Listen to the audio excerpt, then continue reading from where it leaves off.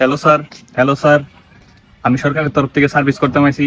আপনাদের এলাকার যত গরিব দুস্থ, যাদের বাড়িঘর বন্যাতে ভাইসা গেছে গা, যাদের বাড়িতে ইলেকট্রিসিটি নাই, যাদের রেনে একবারে ফুসফুসা, ঘরের মধ্যে চাল নাই, ডাইল নাই, মোমবাতি জ্বালিয়ে থাকে রাত্রে, খিদা লাগলে ওই মোমবাতি চাপায় খায়, ওইরকম দুস্থ লোক যদি আপনাদের এলাকায় থাকে, তাহলে সরকার থেকে তাদের যত ঋণ আছে সব পরিশোধ করে হইব, আর তাদের নগদ ক্যাশ 2 লক্ষ টাকা দেওয়া হইব।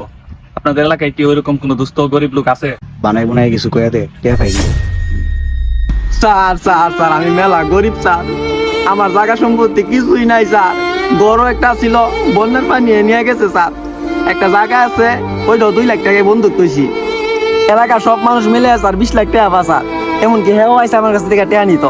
স্যার আমারে বাঁচান স্যার। টিয়া দে। হ্যালো আব্বা, আরে তোমার মেয়ের লেগে যে ছেলে দেখছো, এর তো পুরো এলাকার মধ্যে রেনে পুতপুতা, এর বাড়ি ঘর বন্যায় বাসায় লয়ে গেছে গা। এর কাছে আমার বোন বিয়া দিলে ভিক্ষা করে হাইছি। হ্যালো